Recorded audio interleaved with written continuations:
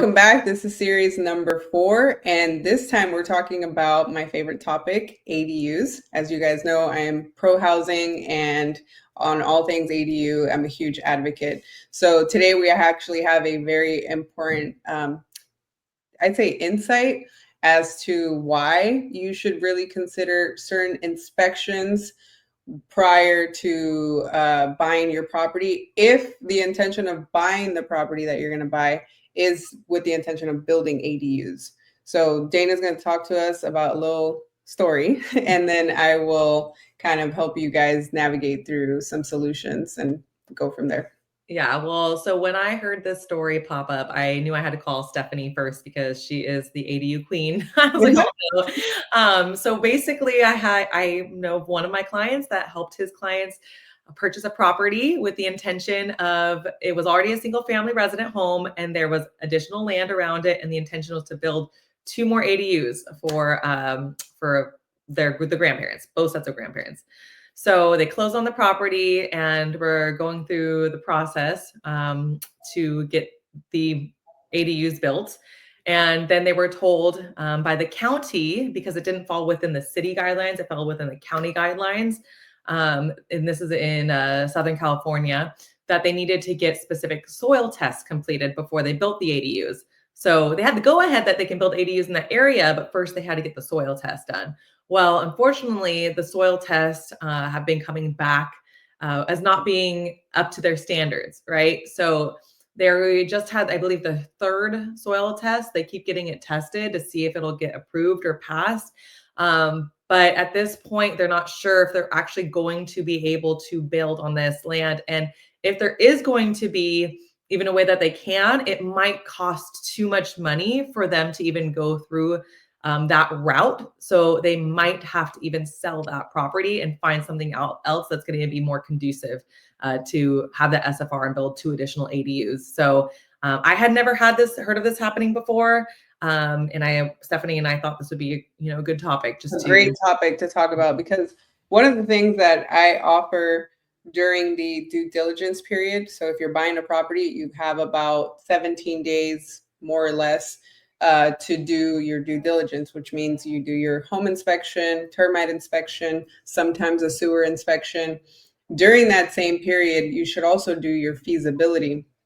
Now, the feasibility inspection is really to go on site and look at utility connections, look at the proposed ADU location, and a couple other things on site, but we don't actually do testing for soil. So it made me think, like, okay, aside from a feasibility, if you're buying a property with the intention of building an ADU or 2 or 3 or more, definitely get that soils test. Now, soils tests aren't that inexpensive, but I think either way, it's definitely the best route to take, so that it avoids other expenses later down the line, because now they're possibly going to have to sell that home because they're not able to do what their intention was, which was to build 2 ADUs for both parents. That's crazy. So yeah, definitely consider having a soils test, not just a feasibility, because even as I know that the agent was a little bit worried on this one, because he was like, maybe I misinformed my clients, but he really did what he was supposed to. If you, as an agent, tell your clients, hey, you can build an ADU on this property, state law says, yes, you can build up to, 1,200. Now it's even sometimes more.